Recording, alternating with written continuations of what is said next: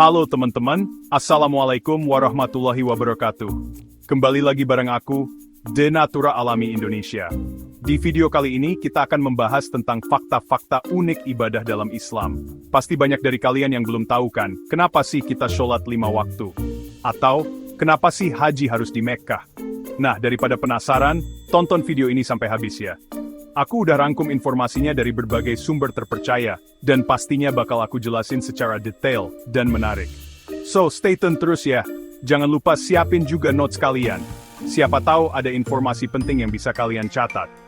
Oke, sebelum kita mulai, jangan lupa buat klik tombol like, subscribe, dan aktifkan lonceng notifikasinya, supaya kalian gak ketinggalan video-video menarik lainnya dari aku. Yuk, langsung aja kita mulai. Pertama-tama, kita bahas tentang sholat 5 waktu dulu deh.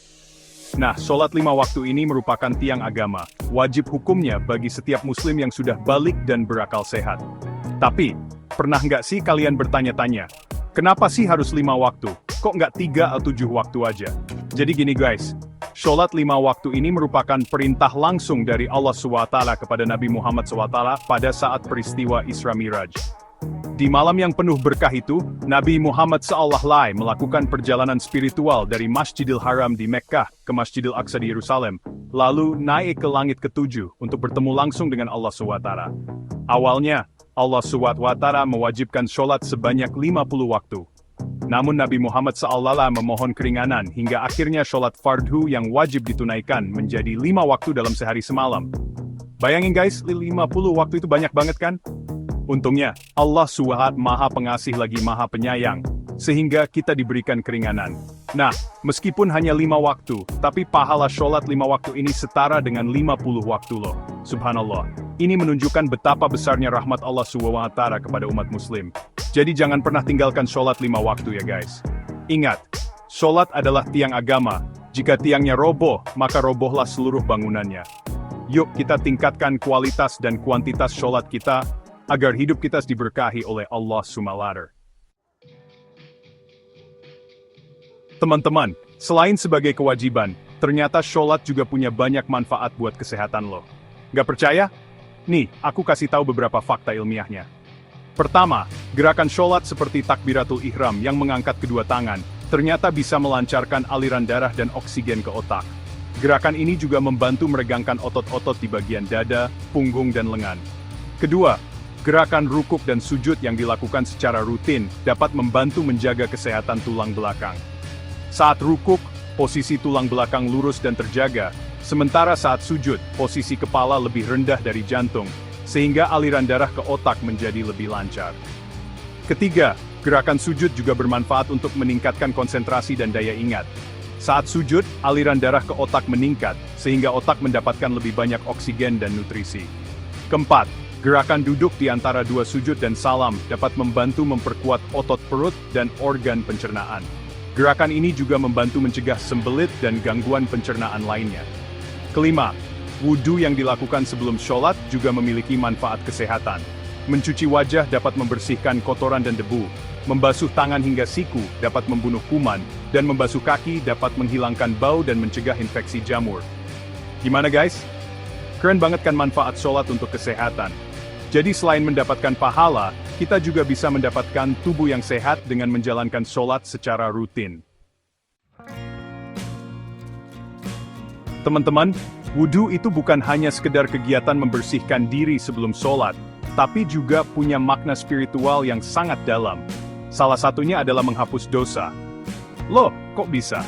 Jadi gini guys, wudhu itu merupakan simbol pembersihan diri dari hadas kecil dan dosa-dosa kecil yang kita perbuat. Setiap anggota tubuh yang dibasuh dalam wudhu, seperti wajah, tangan, dan kaki, memiliki arti khusus dalam menghapus dosa. Misalnya ketika kita membasuh wajah, itu artinya kita membersihkan diri dari dosa-dosa yang dilakukan oleh mata, hidung, dan mulut, seperti melihat aurat, menggunjing, atau berbohong.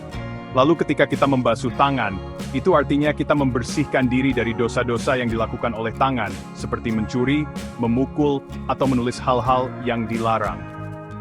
Dan ketika kita membasuh kaki, itu artinya kita membersihkan diri dari dosa-dosa yang dilakukan oleh kaki, seperti melangkah ke tempat-tempat maksiat, atau menginjak-injak sesuatu yang suci.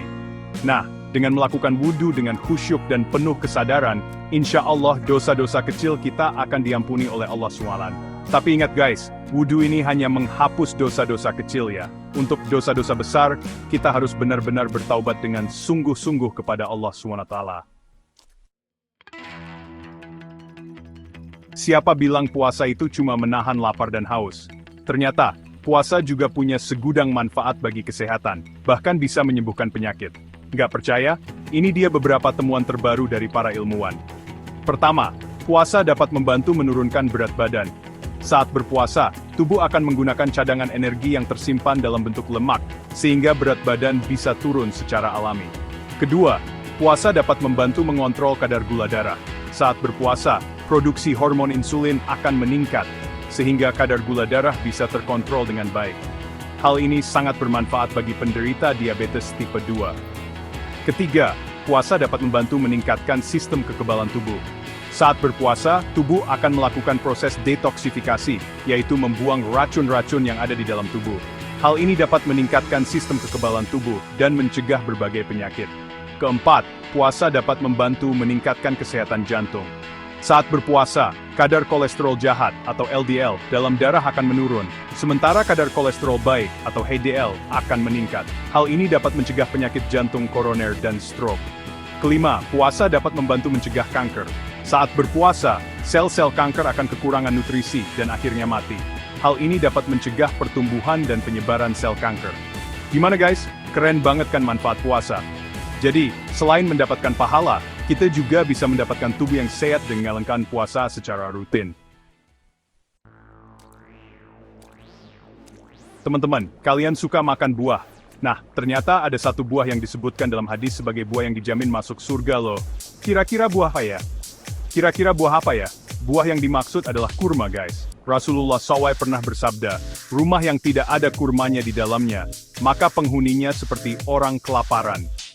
Kurma ini memang buah yang istimewa guys. Selain rasanya yang manis dan lezat, kurma juga punya banyak manfaat bagi kesehatan. Pertama, kurma mengandung banyak serat yang baik untuk pencernaan. Kedua, kurma juga kaya akan antioksidan yang dapat menangkal radikal bebas. Ketiga, kurma dapat membantu meningkatkan energi dan stamina. Keempat, kurma dapat membantu meningkatkan daya tahan tubuh. Kelima, kurma dapat membantu melancarkan persalinan. Nah, selain manfaatnya yang luar biasa, kurma juga punya keistimewaan lainnya, yaitu disebutkan dalam Al-Quran sebagai makanan yang baik dan dianjurkan untuk dikonsumsi. Jadi, jangan ragu lagi untuk mengonsumsi kurma ya guys. Apalagi di bulan Ramadan seperti ini, kurma bisa menjadi menu buka puasa yang sehat dan menyegarkan. Teman-teman, kita semua tahu bahwa haji adalah rukun Islam yang kelima, dan wajib dilaksanakan bagi setiap muslim yang mampu.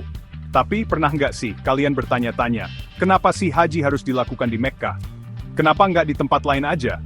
Nah, ternyata ada alasan historis dan religius yang mendasari kenapa haji hanya bisa dilakukan di Mekkah. Pertama, Mekkah adalah kota suci tempat kelahiran Nabi Muhammad SAW, utusan Allah SWT terakhir. Di kota inilah, Islam pertama kali diturunkan dan disebarkan ke seluruh dunia. Kedua, di Mekkah terdapat Ka'bah, bangunan suci yang menjadi kiblat umat Islam di seluruh dunia saat sholat.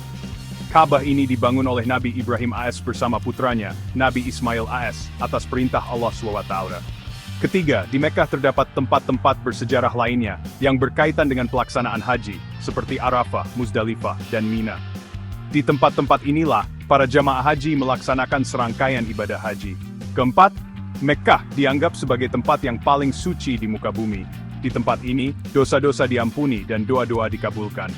Kelima, pelaksanaan haji di Mekkah merupakan simbol persatuan dan kesatuan umat Islam dari seluruh dunia. Dalam ibadah haji, tidak ada perbedaan suku, ras, warna kulit, maupun status sosial. Semua umat Islam sama di hadapan Allah SWT. Jadi, itulah alasan kenapa haji hanya bisa dilakukan di Mekkah. Semoga kita semua diberikan kesempatan untuk menunaikan ibadah haji ke tanah suci Mekkah. Amin. Nah, itu dia teman-teman, fakta-fakta unik ibadah dalam Islam yang mungkin belum kalian ketahui. Gimana? Menarik banget kan? Semoga video ini bermanfaat dan menambah wawasan kita semua tentang Islam. Jangan lupa untuk like video ini jika kalian suka, komen di bawah untuk berbagi pendapat atau pertanyaan, dan subscribe channel The Natural Alami Indonesia untuk video-video menarik lainnya. Sampai jumpa di video berikutnya. Wassalamualaikum warahmatullahi wabarakatuh.